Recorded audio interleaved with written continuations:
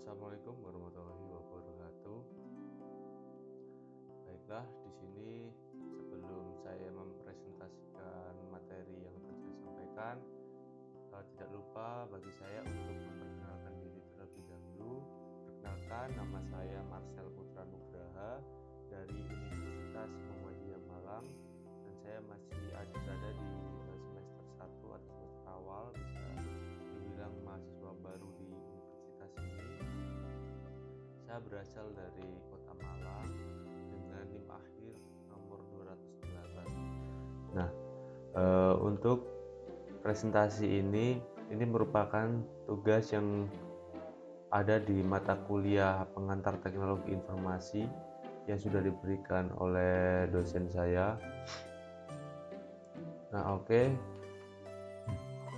kalau begitu kita akan langsung lanjut saja ke materinya. Nah, tentang tugas saya hari ini, yaitu diharuskan untuk mereview sebuah jurnal yang berhubungan atau yang bertema tentang etika teknologi informasi. Nah, di sini saya akan mereview jurnal yang ditulis oleh Erna Susilawati dan juga Rani Puspita Daniawati, Anissa Paramita, dan Mia Fitriawati.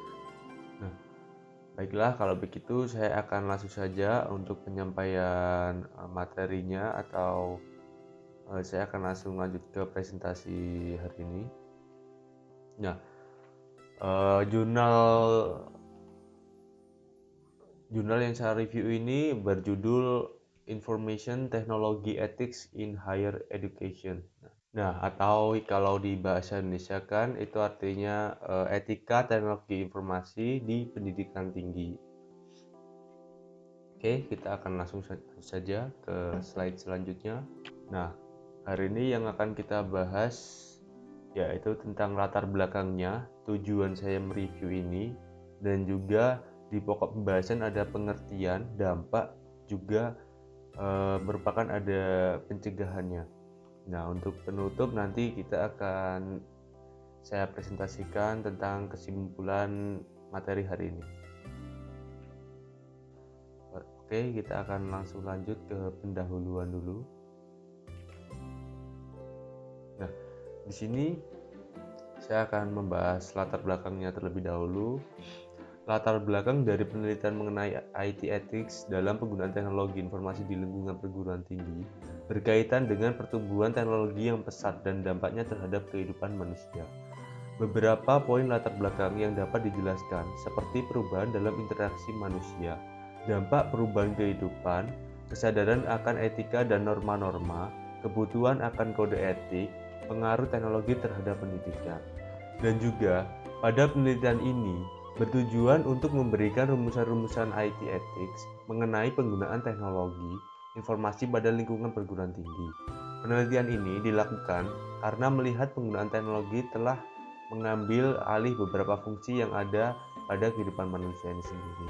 Nah, fungsi-fungsi tersebut diantaranya pada cara berpikir dalam memecahkan suatu permasalahan, perencanaan maupun pengambilan keputusan. Nah, di sini di pokok pembahasan saya akan menjelaskan tentang pengertian, dampak, dan juga cara pencegahannya. Nah, oke. Nah, di sini sebelum kita membahas tentang etika informasi teknologi itu sendiri, di sini menurut Ki Hajar Dewantara didefinisikan bahwa etika adalah ilmu yang mempelajari segala soal kebaikan dan keburukan di dalam hidup manusia semuanya, teristimewa yang mengenai gerak-gerik, pikiran, dan rasa yang dapat merupakan pertimbangan dan perasaan, sampai mengenai tujuan yang dapat merupakan perbuatan. Demikian pula, Austi Fugotei dalam bukunya menuliskan bahwa etika berhubungan dengan seluruh ilmu pengetahuan tentang manusia dan masyarakat, sebagai antropologi, psikologi, sosiologi, ekonomi, ilmu politik, dan hukum. Oke. Nah, di sini saya juga akan menjelaskan tentang pengertian perilaku menurut Skinner pada tahun 1938 adalah merupakan respons atau reaksi seseorang terhadap stimulus atau rangsangan dari luar. Dengan kata lain, perilaku seseorang terjadi melalui adanya proses stimulus terhadap organisme di mana kemudian organisme tersebut merespons. Nah, pada pembahasan sebelumnya sudah dijabarkan bahwa etika adalah ilmu yang mengkaji mengenai moral atau tentang manusia dalam kaitannya dengan moralitas.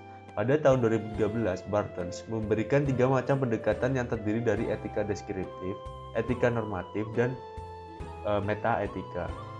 Pengertian perilaku selain dari Skinner, ada juga dari beberapa yang lain. Contohnya seperti dari Winardi pada tahun 2004 berpendapat bahwa perilaku pada dasarnya berorientase pada tujuan. Perilaku individu pada umumnya dimotivasi oleh suatu keinginan untuk mencapai tujuan tertentu.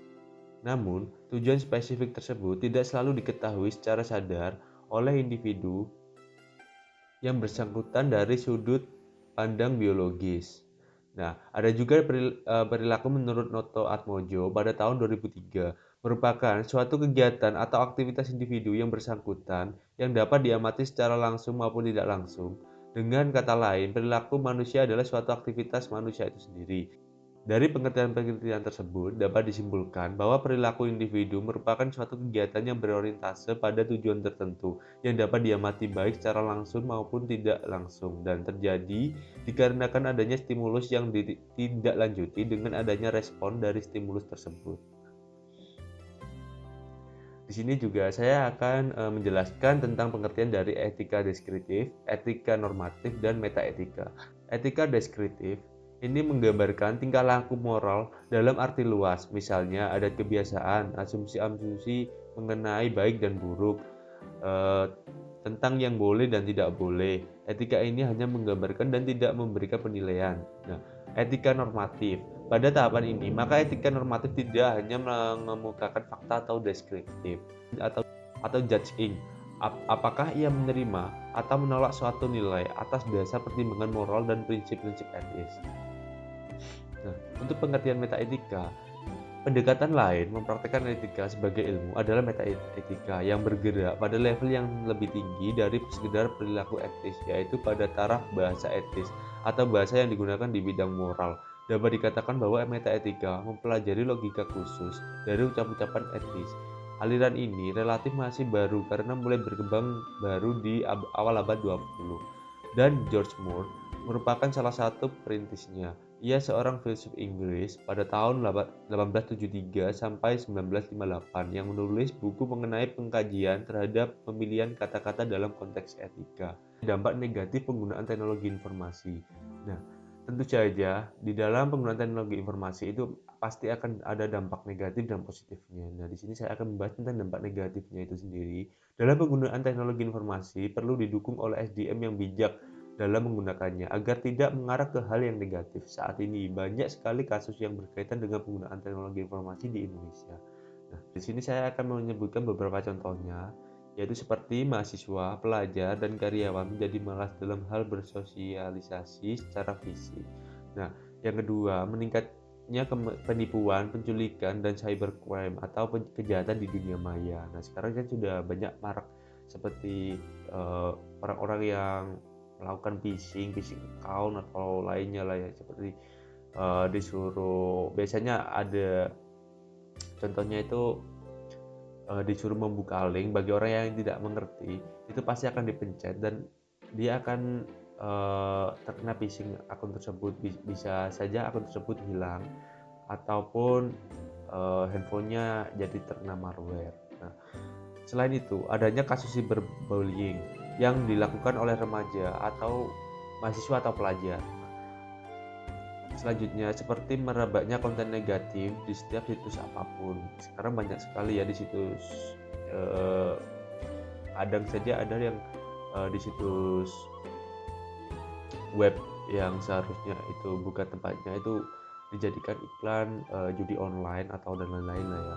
Nah, banyaknya kasus mengenai pencemaran nama baik. Nah, selain itu juga cepatnya menyebarnya informasi seperti informasi-informasi yang buruk lah ya, seperti pencemaran nama baik ini itu menjadi semakin cepat gara-gara adanya informasi teknologi ini sendiri.